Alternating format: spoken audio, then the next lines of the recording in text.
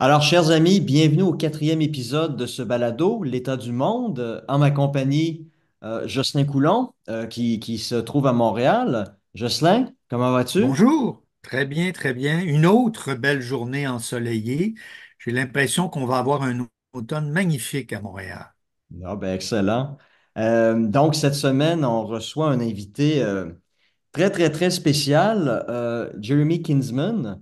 Je vais tâcher de vous résumer son CV, sa biographie en quelques minutes. Vous allez voir, ça va être quelque peu difficile. Jeremy Kinsman a été le premier ambassadeur du Canada en Russie à la suite de l'effondrement de l'Union soviétique, donc ambassadeur en Russie de 92 à 96. Ensuite, ambassadeur en Italie de 96 à 2000. Par la suite, haut commissaire du Canada en Grande-Bretagne de 2000 à 2002. Et ensuite, ambassadeur du Canada auprès de l'Union européenne de 2002 à 2006. Mais avant d'être nommé ambassadeur, il a occupé différents rôles au ministère des Affaires étrangères canadiennes. Il a été diplomate aux Nations unies. Et même s'il est retraité de la fonction publique depuis 2006, il en reste pas moins très, très, très actif. Il a été diplomate en résidence à l'école Woodrow Wilson de l'Université Princeton. Il a aussi détenu un poste similaire à l'Université de Californie, Berkeley, entre 2009 et 2010. Il est aujourd'hui membre distingué du Conseil international du Canada et il est aussi, ben, comme nous, il fait aussi un podcast, un balado en compagnie d'autres experts des relations internationales qui s'intitule The Red Passport. Donc, on pourrait peut-être dire un peu l'équivalent anglophone de ce qu'on fait. Alors, ben écoutez, Monsieur Kinsman, c'est un immense plaisir de vous recevoir à notre balado. Un plaisir et un honneur, je devrais dire. Alors, bienvenue. Attends, vous Et, exagérez maintenant un peu, mais Jean-François. mais je veux rajouter quelque chose quand même. Alors, je connais Jérémy Kinsman depuis plus de 30 ans. J'étais jeune journaliste au Devoir et évidemment, j'ai couvert le ministère des Affaires étrangères dès 1982-85. Alors, j'ai connu Jérémy dans ses différentes incarnations et je dois dire que lui faisait partie de ce que l'on appelait et on a longtemps appelé les intellectuels, les idéateurs du ministère des Affaires étrangères, c'est-à-dire les gens qui réfléchissaient à la politique étrangère canadienne, qui ensuite l'écrivaient et, évidemment, avec les politiques, la mettaient en œuvre. Malheureusement, je dois dire qu'aujourd'hui, on n'a pas beaucoup d'idéateurs aux affaires étrangères. On a surtout des opérateurs. Alors, c'est ainsi que les choses se déroulent, mais voilà, je tenais à le souligner parce que c'est important.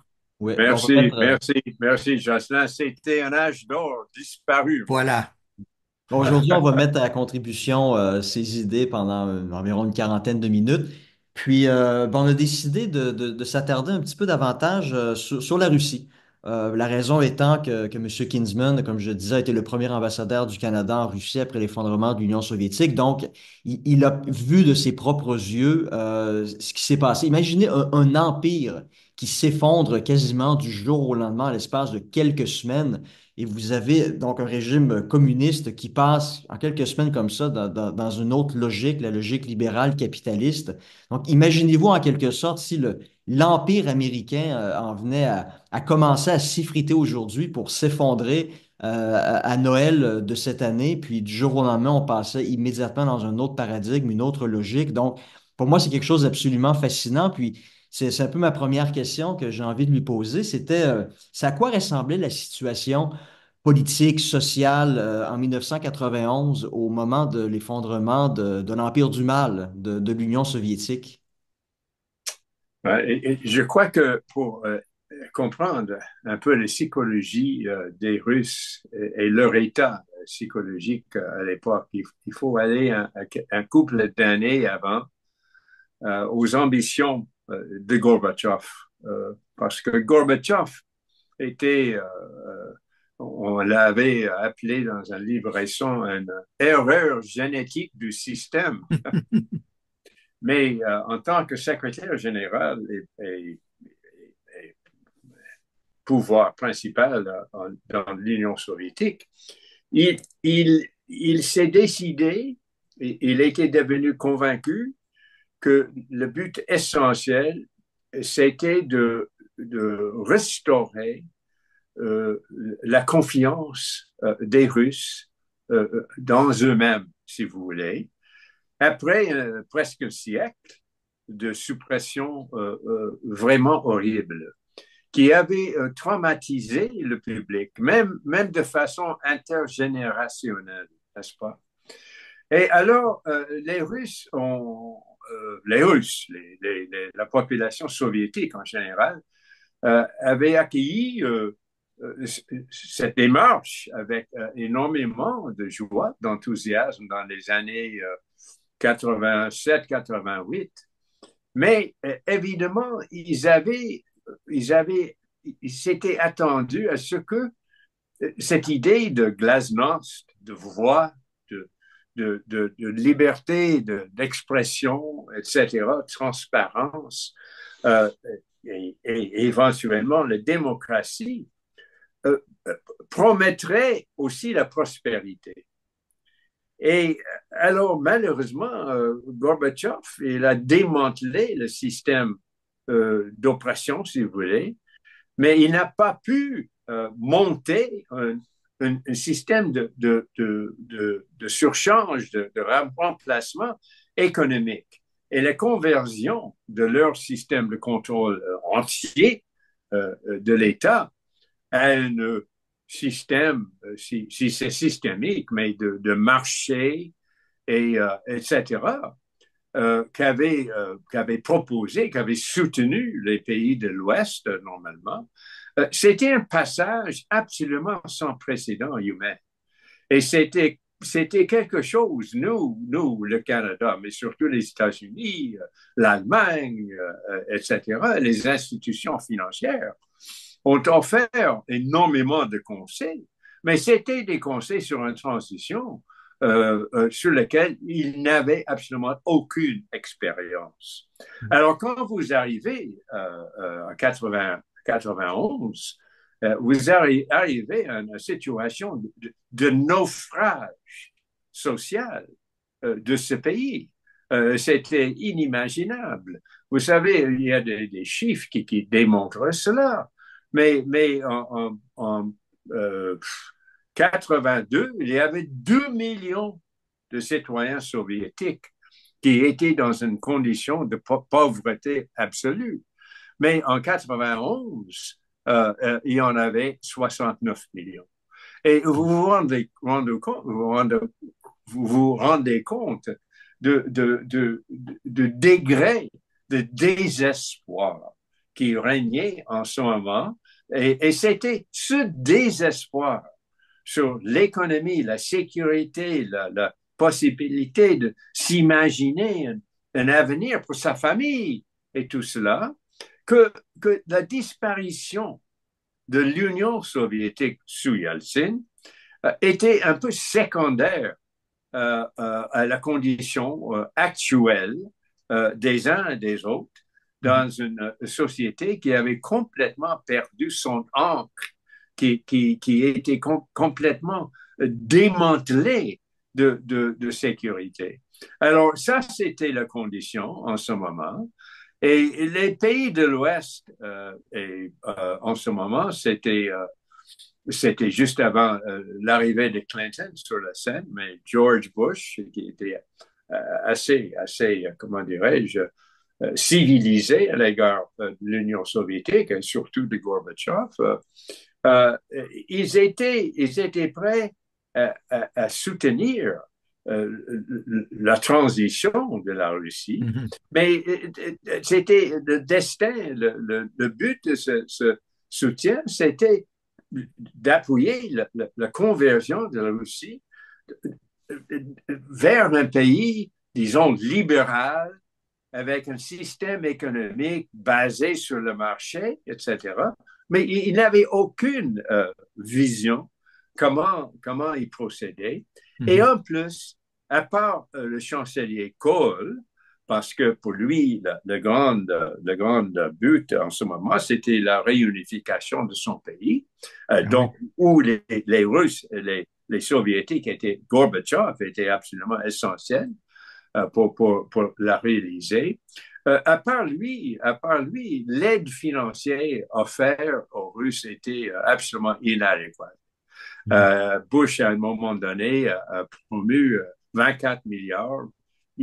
Il en a livré à la fin seulement 5 milliards, les Mhm. États-Unis, d'aide, etc.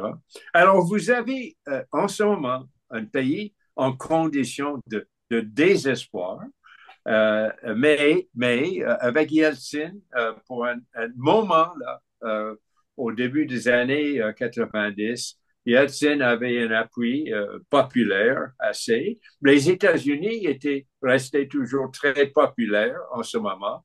Alors, le changement d'attitude, ça, venait après, suite au sens de déception qu'ont éprouvé, Mhm. évidemment, les Russes, peut-être pas Yeltsin tout de suite, mais ses successeurs, ceux qui l'ont entouré, certainement. Mhm. Euh, donc, vous en avez glissé un mot. Donc, la relation entre Elstine et l'Occident, les États-Unis, l'Europe, après l'effondrement en 91-92, c'était une bonne relation. On peut la définir comme ça. Dès le départ, Absolument.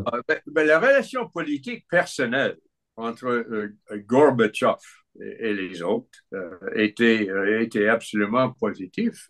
Il y avait une certaine euphorie même dans l'Ouest que, évidemment, la guerre froide, c'était terminé.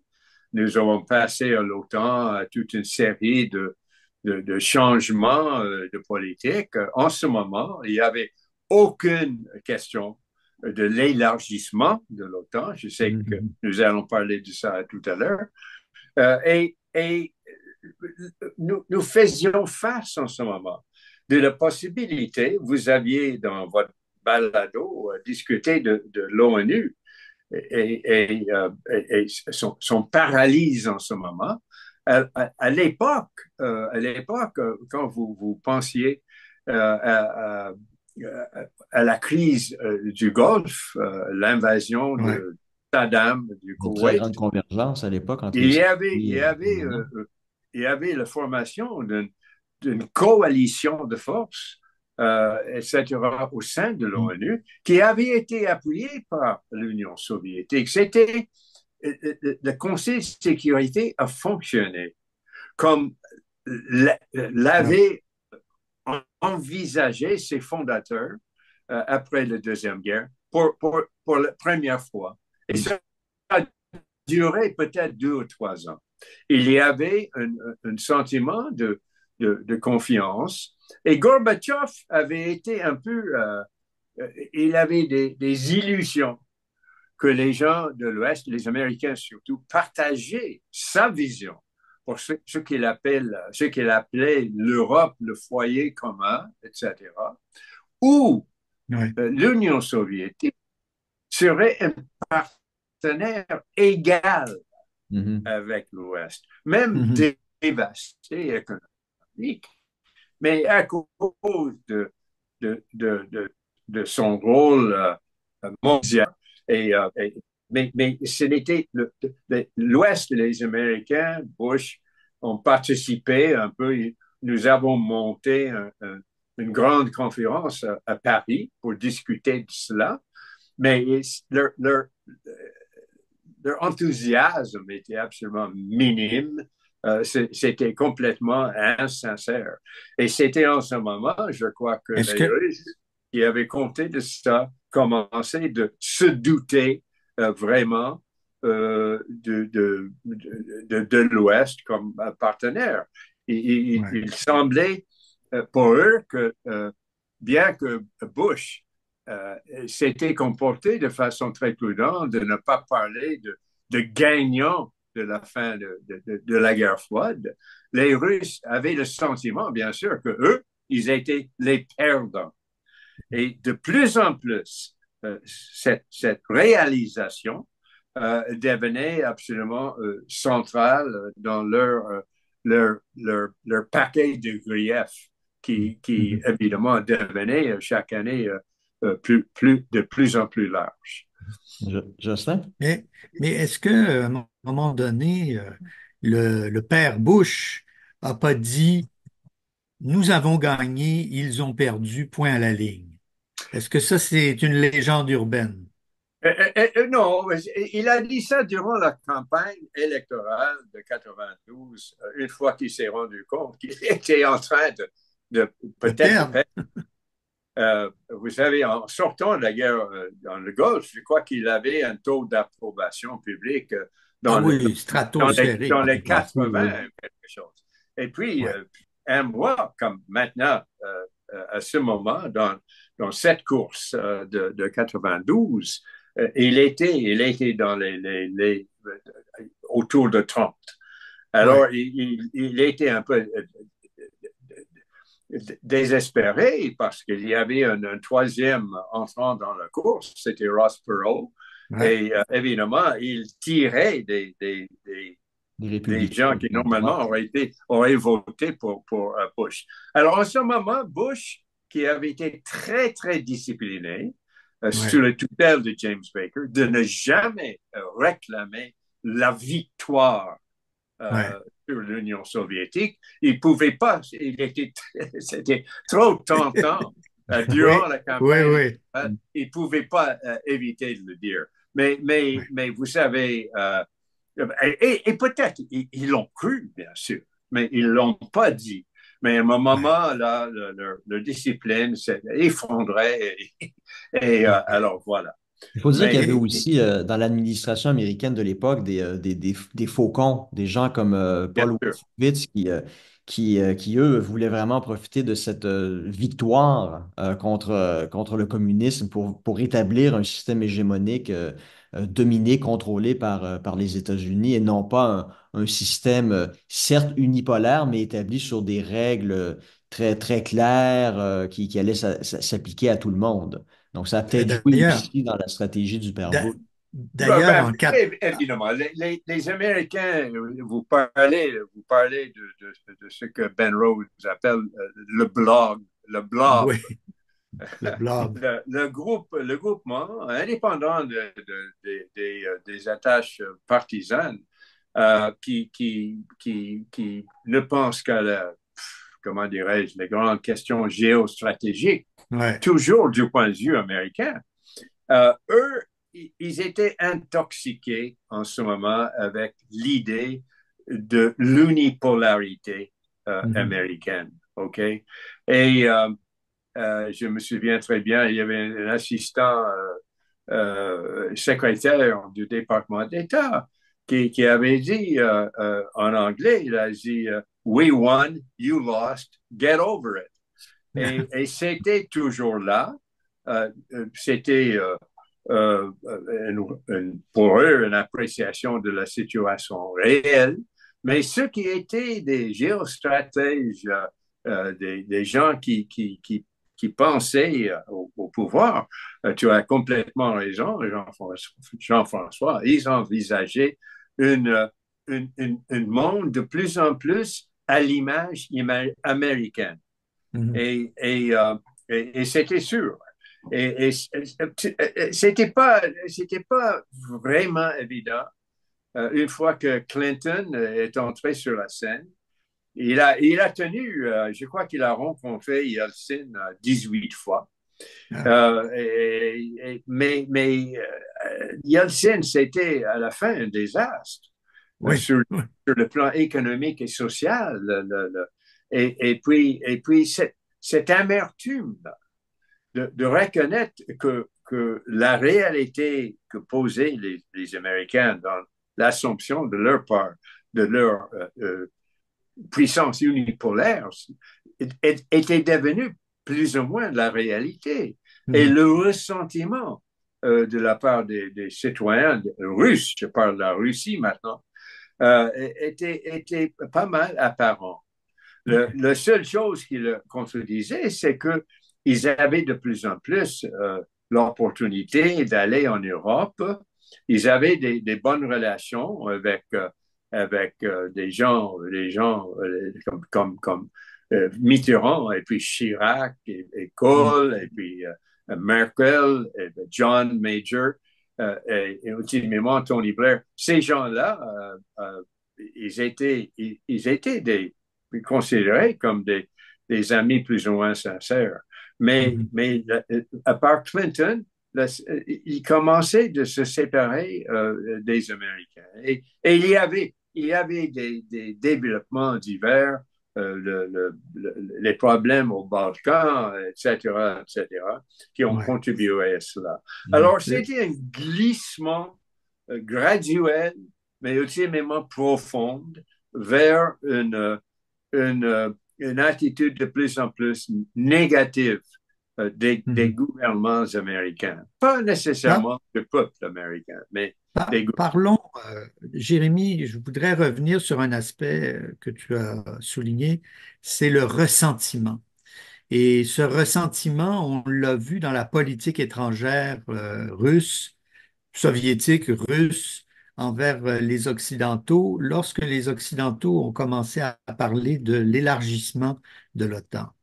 Dans les années 90-91, en tout cas d'après le livre de Mary Sarotte, l'historienne américaine, on aurait dit à Gorbatchev que s'il acceptait l'unification des deux Allemagnes, les deux Allemagnes, évidemment, deviendraient une seule Allemagne membre de l'OTAN, mais que l'OTAN n'allait pas s'étendre plus loin. Ce serait Not one inch.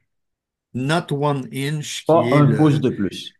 un pouce de plus, qui est le titre du livre de Madame Sarraute. Évidemment, tout ça n'a pas été conventionné dans un traité, on n'a pas signé ce genre de déclaration, mais Madame Sarraute a épluché tous les documents appartenant à Baker, James Baker. C'est Elle ça. a relu tous les discours de Genscher, le ministre allemand des Affaires étrangères. Et elle a découvert des notes qui disaient bien que l'OTAN n'allait pas s'étendre à l'Est. Et pour les Russes, d'abord Gorbatchev et ensuite Boris Eltsine, c'était important de respecter les Russes lorsqu'ils disaient n'approchez pas de nos frontières. C'était le même discours chez Poutine. Et en plus, je crois que l'Ukraine, c'était vraiment la ligne rouge. Alors, ils ont accepté l'intégration de la Pologne, de la Tchéquie, de la Hongrie. Ensuite, ils ont avalé Les pays la baltes. couleuvre des pays baltes. Mais là, quand on est rendu à l'Ukraine et même Ou à la Géorgie. La Géorgie, qui Mhm. n'est pas dans l'espace de l'Atlantique Nord, faut-il rappeler que c'est le traité de l'Atlantique Nord. Et là, on est rendu dans le Caucase. Et cette année, lors du sommet de l'OTAN, on a discuté de la sécurité en Asie, avec peut-être des liens de l'OTAN avec l'Asie. Alors finalement, c'est une longue introduction pour te demander est-ce que tu as senti ça en 92-96, que l'OTAN, c'était un peu la ligne rouge en politique étrangère russe? Bon, Jocelyn, là, tu passes à travers vraiment plusieurs années Oui, d'évolution, c'est d'évolution de, c'est vrai. de cette discussion. Commençons donc au départ. Au moment de la réalisation, si vous voulez, que la guerre froide était terminée, c'était conclu plus ou moins entre Gorbatchev et Reagan. Et l'OTAN l'avait reconnu à une réunion ministérielle à Turnberry, le club Oui, de golf en Écosse, maintenant propriété de Donald Trump, je dois dire, sous la présidence de Mme Thatcher. oui, Et l'OTAN a émis un communiqué d'étendre la main euh, vers l'Union soviétique et les pays de la pacte de Varsovie. C'était terminé. Et en ce moment, il y avait, il y avait très peu penser à plus long terme, qu'est-ce que ça veut dire? Mais l'assumption de base, d'une part et d'autre, c'était que le système dualiste de deux alliances Ouais, opposées allait disparaître. ouais, Et c'était certainement le point de vue au début, par exemple, de Václav Havel, ouais. qui avait pensé que les deux alliances n'auraient plus de sens. OK? Mais évidemment, l'OTAN est une institution, les institutions, comment dirais-je, euh, terminent leur vie avec une grande réticence. Ben oui. Durant Elles veulent se perpétuer. ouais, ouais. Durant ces négociations, d'abord dans la forme 2 plus 4, là, Ouais, sur comment réunir l'Allemagne tout en reconnaissant que ça pose un problème aux Russes. Je veux citer quelque chose, que la Deuxième Guerre mondiale ouais, avait tué un Russe ou un Soviétique sur 7. OK? ouais. Un sur 7. Tandis qu'en 20 millions de morts. Grande-Bretagne, c'était un sur 42. Et aux États-Unis, c'était un sur 350. Ouais. Je cite cela tout simplement parce que c'est très important de, de se mettre dans les bottes de Gorbatchev en ce moment, devant ce fait que les Russes, psychologiquement, avaient, avaient connu cette guerre de façon très différente de nous. OK? Ouais, pour eux, ça avait été disséminé. Et l'idée de réunir les deux, les deux, les deux Allemagnes dans une seule n'était pas très bien accueilli. Et c'était pas très bien accueilli, d'ailleurs, au départ, par Par- Mitterrand, par Madame Thatcher, par, Voilà. n'est-ce pas, le Premier ministre italien avait composé une petite phrase que ses pères, Madame Thatcher, avaient très bien aimé. Il a dit, j'aime l'Allemagne tant que j'en veux deux. Oui, j'en Alors fais voilà, deux. Oui, oui. c'était quand même compliqué. Et pour le réaliser, il fallait traiter le fait qu'il y avait, si je me souviens bien, 600 000 soldats russes, soviétiques, excusez-moi, C'était en très peu mis Allemagne en de l'Est. Allemagne de l'Est. Ah oui, Et c'est il sûr. fallait évidemment qu'ils partent, mais il fallait aussi comment les absorber dans une économie déjà en état plus ou moins de naufrage.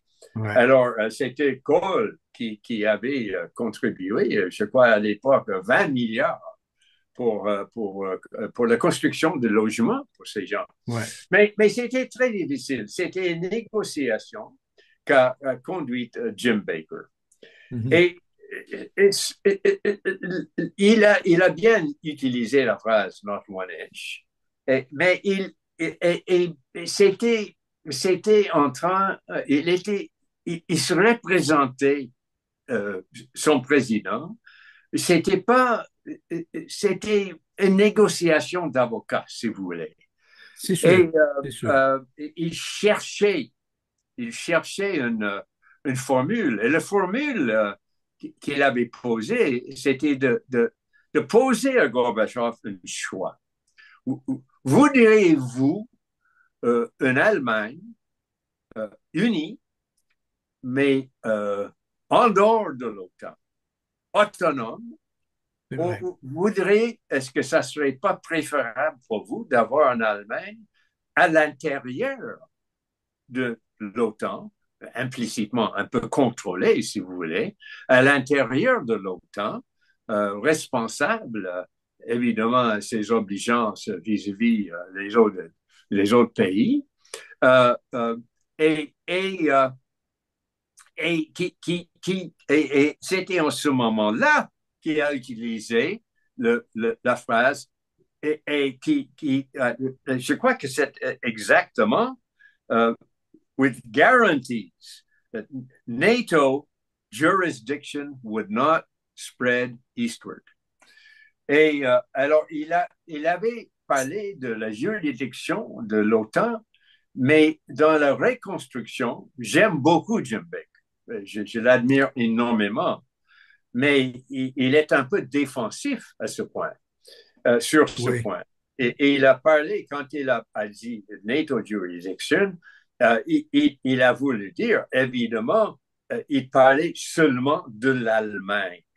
Alors, Et des deux Allemagnes réunies. Il, deux, il ne deux, par- il ne parlait pas d'aller jusqu'à la frontière russe, c'est-à-dire d'inclure la non. Pologne.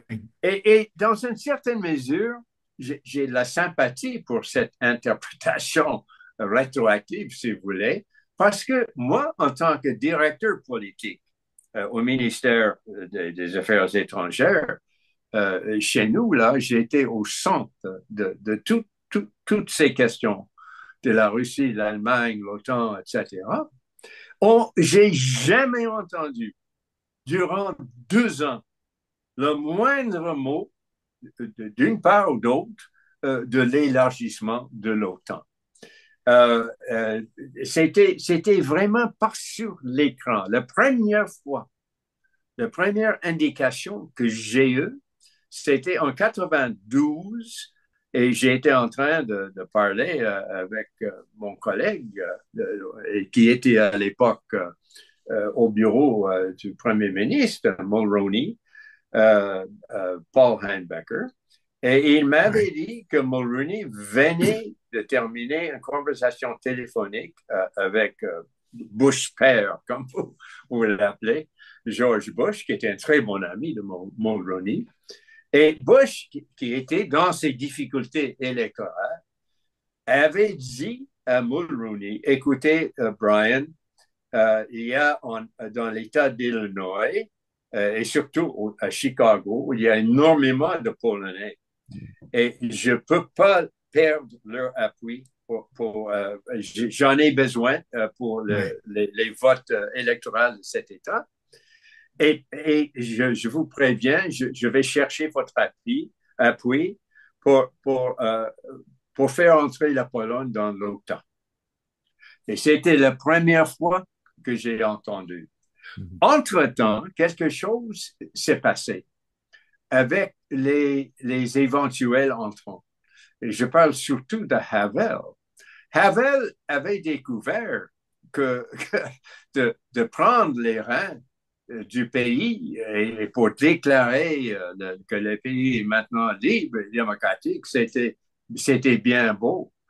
Mais comment le transformer?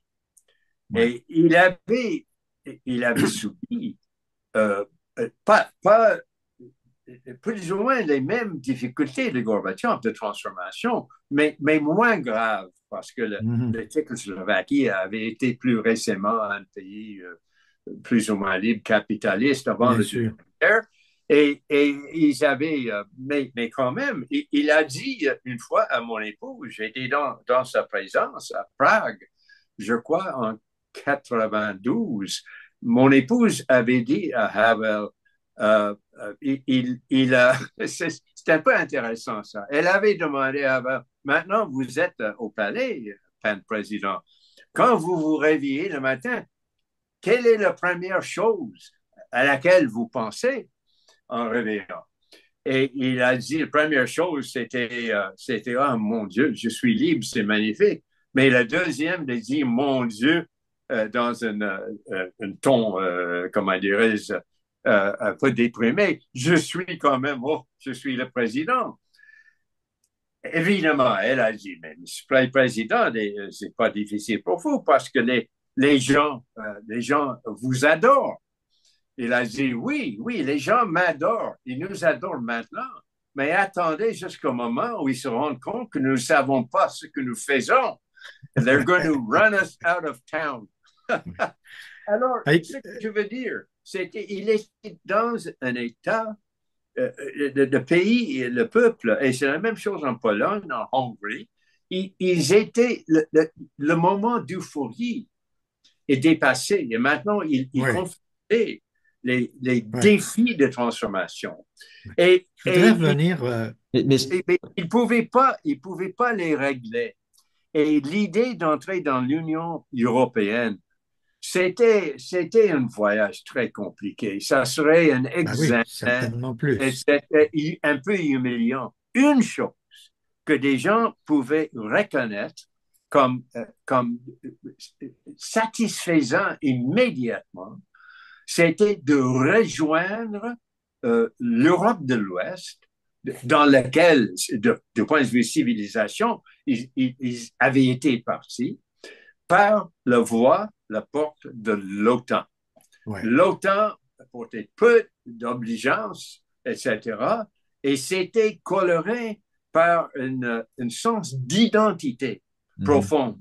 Alors, Havel s'est changé d'idée et il est devenu un militant pour l'entrée à l'OTAN lui-même. Et à partir de ce moment, la course Il y a eu un était effet domino sur Ouais. les autres pays d'Europe de l'Est. et puis ça a continué et continué. Et tu as complètement raison. Les Russes, les Soviétiques, ben maintenant les Russes, excusez-moi, les Russes quand même reconnaissaient qu'il y avait une certaine légitimité de ce désir de la part de ces trois pays-là. Bien sûr. Et puis, ils pouvaient reconnaître, après les révélations sur le pacte secret entre Ribbentrop et Molotov, comment les pays baltes ont été cyniquement absorbés, ils pouvaient reconnaître cela. Mais tu as absolument raison. L'idée que l'OTAN pourrait commencer d'absorber d'autres pays autonomes maintenant, mais anciennement, qui faisaient partie de l'Union soviétique, c'était hors de la question. Et surtout, c'était la Géorgie et l'Ukraine. Et voilà. Ouais. Donc, Et ouais. Donc là, ça, il nous reste ça, peu de temps, là, je ouais. pense. Je Ben, pense donc, qu'il nous ça n'a reste jamais une... été l'élargissement de l'OTAN, ça n'a jamais été une stratégie planifiée par des gens à la Maison-Blanche. Comme on dit, c'est arrivé un peu comme ça, à cause des contingences politiques, des calculs politiques, de la campagne électorale de 1992, Bush père qui voulait maintenir le vote de la communauté polonaise. Donc, ça n'a jamais été le résultat d'un plan concerté de la part des Américains puis des autres pays membres de l'OTAN, si je Oh, comprends. moi, je Il serais plus cynique que ça. est devenu au moment de l'accession au pouvoir de George Bush II. Ouais, Alors là, c'est devenu idéologique. Mhm. tout à fait, tout à fait. Justin? Alors, juste pour terminer sur l'intégration à l'OTAN, c'est vrai que tu as raison, James Baker n'était pas allé très, très loin, mais lorsqu'on lit les déclarations de Hans-Dietrich Genscher dans plusieurs conférences de presse, il Oui, est très clair, très, très clair. Les oui. journalistes lui demandent à plusieurs reprises sur des questions sur l'élargissement, puis il dit il n'y en est pas question.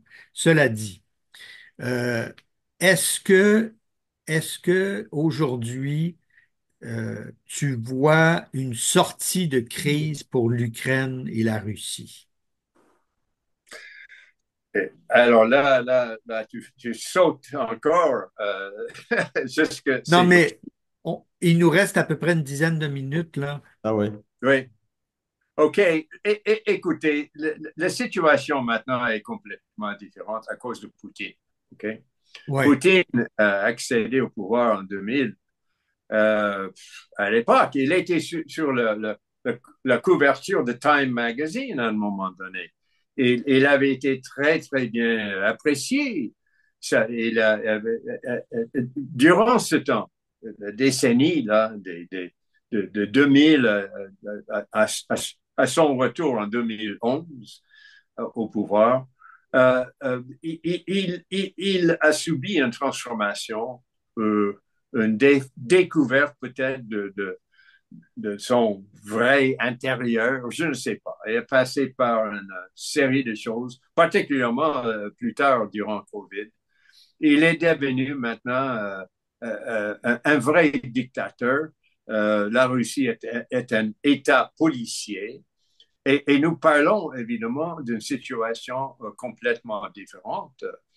Euh, L'idée que la Russie lancerait une invasion de l'Ukraine, indépendant du degré où l'Ukraine irritait Poutine, c'était invraisemblable à l'époque. Vous savez, il y avait un sondage de Levada euh, qui sont plus ou moins des sondages plus ou moins fiables Oui, oui. euh, en, en 21, en 21, un an avant l'invasion, où seulement 17% des Russes indiquaient qu'ils préféreraient voir l'unification des deux pays dans un seul Mhm. pays. Et Ouais. une majorité massive des Russes étaient complètement sereine pour regarder l'Ukraine comme un pays autonome et indépendant, un voisin, etc. Et Poutine, indépendamment de ses opinions du pays, du public, pour lequel il avait de moins en moins, comment dirais-je, estime, Ouais. il a quand même procédé pour des raisons euh, qui résident dans une théorie que vous connaissez de destin de la Russie de réclamer son rôle comme champion de l'ultra-orthodoxe, Une État-civilisation etc., avec une mission etc., divise.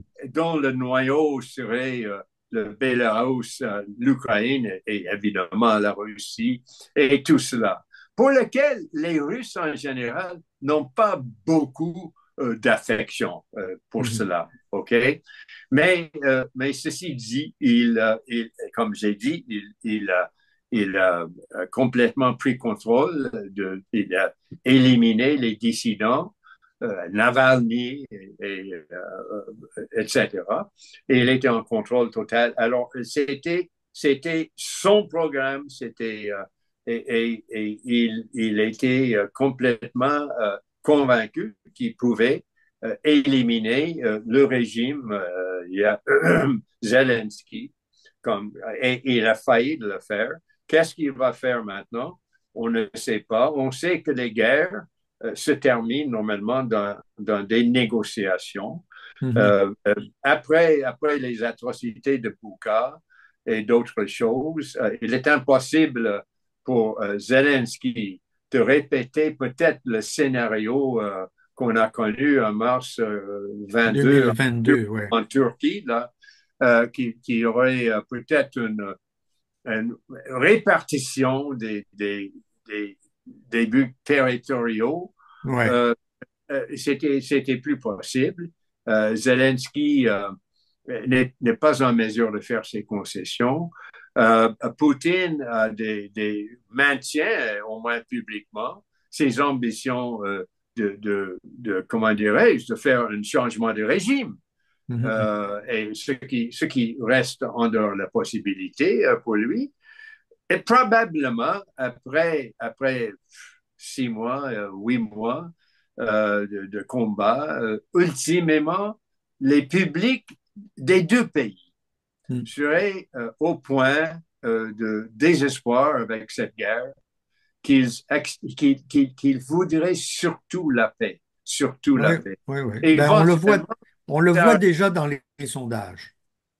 oui, dans les sondages ne sont pas complètement fiables, mais Non, mais il y en a une Ukraine, répartition de points de vue. Il y a ouais, 20% de la population appuient de façon ardente la guerre. Il y a une ouais, vingtaine de la population qui sont opposés complètement, mais ils sont invisibles parce oui, que oui, ça mérite un terme de prison.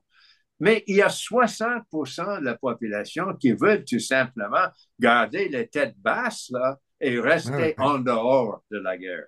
ouais. Et le raisonnement de Zelensky de faire l'incursion en Russie, en Kursk, c'était de porter à l'attention de ces gens-là qui veulent éviter confronter la guerre, que la guerre est venue chez eux maintenant. Tout à fait. Et puis, Ouais, ça a renforcé le moral aussi chez lui. Et aussi, ça a persuadé, il espérait, les contribuables d'armes, etc., de financement dans l'Ouest, que leur cheval pourrait quand même faire du progrès. Il n'était pas en train de perdre. Et puis, de divertir des troupes de l'Est, de Nord-Est en ouais, Ukraine, où il ouais. faisait un peu de progrès. Mais mais toutes ces Mais ça n'a pas choses fonctionné. sont, Ça n'a sont pas dans l'air. fonctionné.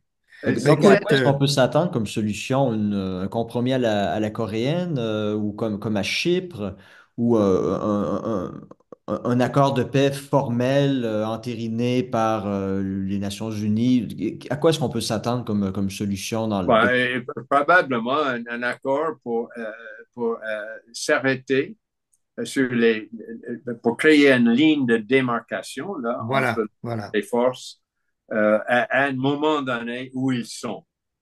Mais tout en mettant pour plus tard la résolution des ambitions des Russes et autres de réclamer les parties Ouais, russophones de l'Est de ouais. l'Ukraine pour un autre jour. Un autre jour qui on ne le dira pas à bouche ouverte, mais un jour où Poutine serait disparu, parce que Mais, je ne crois pas qu'une résolution totale serait possible aussi longtemps qu'il soit non. là. Mais même à ça, en tout cas, on va conclure là-dessus, Jean-François. oui, je te laisse le mot de la fin. Merci Jérémy pour ton éclairage sur la situation d'abord de la Russie d'aujourd'hui et tes commentaires sur la politique étrangère russe. Alors, on espère te retrouver bientôt dans une autre émission. Oh, mais c'est très gentil, ça me fait plaisir. Excusez-moi pour les auditeurs. J'habite la côte ouest de notre très grand pays et c'est très rare ces jours-ci que je parle français. Alors, je Ah demande ben, la bienveillance à mon éc- égard. Ça s'est C'est écoutez, très bien si, déroulé. si, plaisir. si tous nos autres camarades canadiens anglais parlaient aussi bien français que vous, j'ai l'impression qu'il y aurait beaucoup moins de Ah, tensions entre le Québec et le reste du Canada. ah, c'est charmant, mon vieux. Mais c'était un plaisir de le faire aussi avec deux amis vous êtes, vous n'êtes pas les seuls, mais vous êtes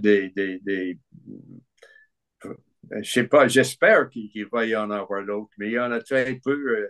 Je veux vous appuyer dans votre effort de, de dessiner un Ouais, rôle pour le Canada dans le monde ouais, que ouais. nous avons malheureusement perdu. Et peut-être, ultimement, vous allez réussir à convaincre les gens que ça mérite la peine que le Canada soit encore une force pour la stabilité et la coopération. On va Ce sera essayer. un sujet de discussion pour un autre épisode. Oui, oui, Bon, pour la vie, peut-être. oui. Écoutez, sur ça, chers auditeurs, bon, on espère que vous avez apprécié cet épisode et puis, écoutez, on se revoit virtuellement la semaine prochaine. Alors sur ce, bonne fin de journée. Au revoir. Merci. Au revoir.